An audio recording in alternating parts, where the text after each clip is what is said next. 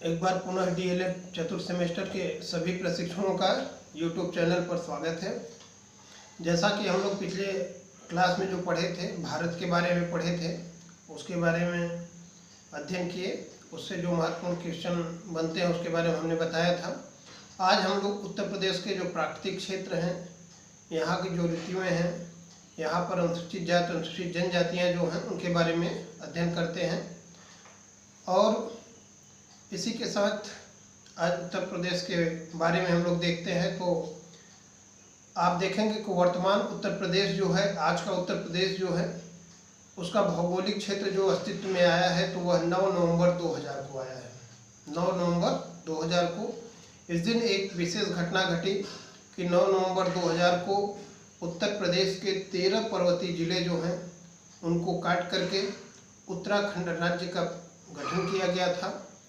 और आप भौगोलिक दृष्टि से अगर देखें तो उत्तर प्रदेश जो है प्राचीनतम गोंडवाना लैंड का भूभाग है। और उत्तर प्रदेश की जो सीमा है वह 8 राज्य और 1 केंद्र शासित प्रदेश से जुड़ती है। 8 राज्य अगर आप देखें तो कौन कौन से हैं? हिमाचल प्रदेश, राजस्थान, मध्य प्रदेश, हरियाणा, छत्तीसगढ़, झारखंड, बिहार और उत्तराखंड। और 1 केंद्र शासित प्रदेश जो है वो दिल्ली है, जो कि मतलब इससे जुड़ता है। इसे याद रखें कि उत्तर प्रदेश की जो सीमाएं हैं कितने राज्यों से? 8 राज्यों से, 1 केंद्र शासित प्रदेश से जुड़ी हुई है। अब प्राकृतिक प्रदेश की जब बात करते हैं कि उत्तर प्रदेश के जो प्राकृतिक प्रदेश कितने हैं, तो उत्तर प्रदेश को मुख्यतः 3 प्राकृतिक प्रदेशों में विभाजित किया गया है। पहला जो है भाबर एवं तराई प्रदेश है, दूसरा जो है गंगा यमुना का प्रदेश है, तीसरा दक्षिण का पठारी प्रदेश है। तो अगर भाबर एवं तराई प्रदेश के बारे में देखें तो भाबर और तराई का जो प्रदेश है, पश्चिम में सहारनपुर से लेकर के पूर्व में देवरिया और कुशीनगर तक का क्षेत्र जो है भाबर एवं तराई प्रदेश कहलाता है। और भाबर और तराई प्रदेश की जो नदियां हैं वो भी खास तौर से भाबर क्षेत्र की जो नदियां हैं एक प्रकार से लुप्त प्राय नदियां होती हैं, लेकिन ये तराई क्षेत्र में जाकर के पुनः प्रकट हो जाती हैं। और भाबर एवं तराई प्रदेश का जो विस्तार अगर देखें, उत्तर प्रदेश के मुख्यतः जो है बिजनौर, सहारनपुर, पीलीभीत, शाहजहांपुर और लखीमपुर जो है जिलों में फैला हुआ है। अगर दूसरा जो प्राकृतिक प्रदेश है गंगा यमुना का मैदान है, इसके बारे में देखें तो गंगा यमुना के विस्तृत मैदानी प्रदेश को 3 उपभाग में बांट सकते हैं। पहला गंगा यमुना का ऊपरी मैदान, गंगा का मध्य मैदानी प्रदेश और गंगा का पूर्वी मैदान। तो इसके बारे में अगर देखें इसका विस्तार कहाँ है, गंगा यमुना मैदान का जो प्रदेश है, तो मुख्यतः जो है मेरठ, मुजफ्फरनगर, बुलंदशहर, हाथरस, अलीगढ़, बरेली, आगरा, वाराणसी, बलिया, गाजीपुर, मिर्ज़ापुर आदि क्षेत्रों में इसका विस्तार है गंगा यमुना के मैदानी प्रदेश का। और तीसरा अगर देखें दक्षिण का जो पठारी प्रदेश है, तो यह मुख्यतः जो है बुंदेलखंड और बघेलखंड जो एरिया है उसका भूभाग है। जो दक्षिण का पठारी क्षेत्र मुख्यतः बुंदेलखंड और बघेलखंड के जो भूभाग हैं वहाँ पर इसका विस्तार है। और दक्षिण के पठारी प्रदेश के अंतर्गत मुख्यतः आप देखेंगे झांसी, जालौन, बांदा, चित्रकूट, ललितपुर और इलाहाबाद की कुछ तहसीलें जो है इसके अंतर्गत आती हैं। अब आते हैं हम लोग उत्तर प्रदेश की जो ऋतुएं हैं कितनी हैं। तो उत्तर प्रदेश में मुख्यतः जो है 3 ऋतुएं हैं, शीत ऋतु, ग्रीष्म ऋतु और वर्षा ऋतु। शीत ऋतु के बारे में अगर देखें तो उत्तर प्रदेश में जो शीत ऋतु का समय होता है वह अक्टूबर से फरवरी माह तक होता है। और यहाँ का जो सबसे ठंडा महीना अगर देखें उत्तर प्रदेश में शीत ऋतु का सबसे ठंडा महीना जो है जनवरी महीना होता है। और ग्रीष्म ऋतु अगर देखें तो ग्रीष्म ऋतु जो है मार्च से मध्य जून तक होता है। और मई तथा जून का जो महीना होता है सर्वाधिक गर्मी का महीना होता है। और इसके बाद अगर ग्रीष्म ऋतु अगर देखें सबसे ज़्यादा जो गर्मी है कहाँ पड़ती है उत्तर प्रदेश में? झांसी और आगरा जिले में है। और सबसे कम गर्मी जो है बरेली जिले में पड़ती है।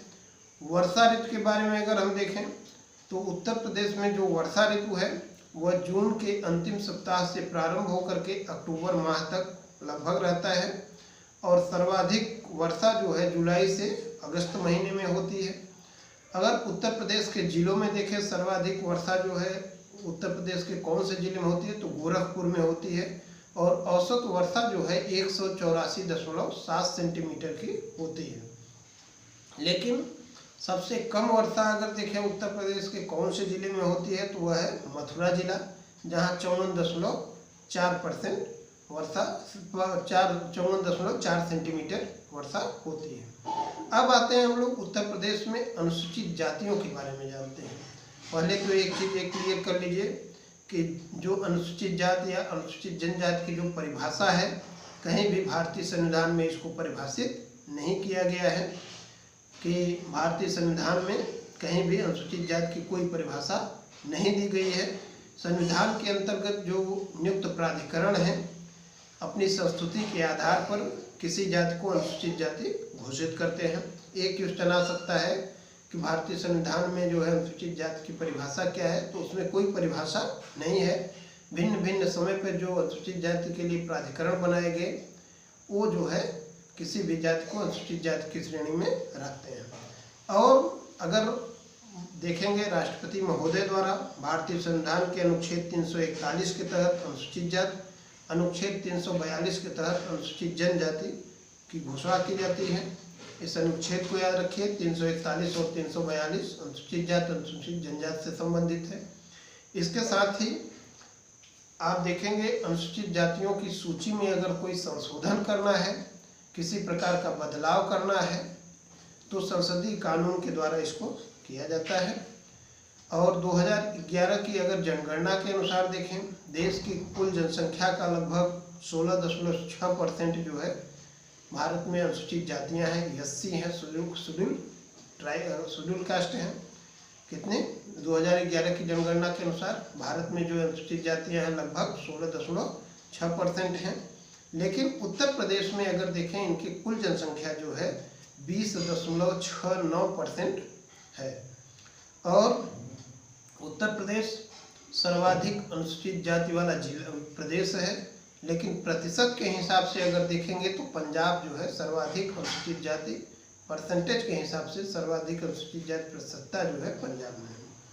अब आते हैं हम लोग कि मतलब किन जिलों में सर्वाधिक इनकी संख्या है अनुसूचित जाति की, तो सीतापुर, इलाहाबाद, हरदोई, आजमगढ़, यहाँ पे जो है अनुसूचित जाति की संख्या सर्वाधिक है। और न्यूनतम अगर देखेंगे अनुसूचित जाति की जो संख्या है वह कहाँ है तो बागपत, श्रावस्ती, गौतम बुद्ध नगर, महोबा, यहाँ पर जो है सबसे कम जो है संख्या है इनकी। अगर सर्वाधिक प्रतिशतता के हिसाब से देखेंगे तो कौशाम्बी और सीतापुर में सबसे अधिक अनुसूचित जातियां हैं।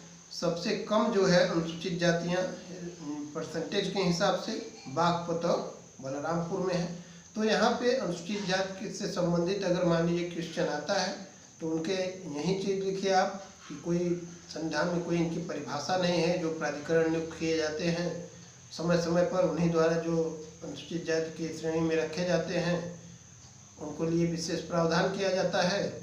अनुच्छेद 341 के तहत अनुसूचित जाति, अनुच्छेद 342 के तहत अनुसूचित जनजाति की व्यवस्था जो है राष्ट्रपति महोदय द्वारा की जाती है और संसदीय कानून द्वारा इसमें समय समय पर बदलाव भी होते रहते हैं। 16.6% भारत में अनुसूचित जातियां हैं और 20.69% उत्तर प्रदेश में है। तो ये सब थोड़ा सा आपको किताब के माध्यम से पढ़िए और जो जानकारी हम दिए इसको भी आप याद रखें।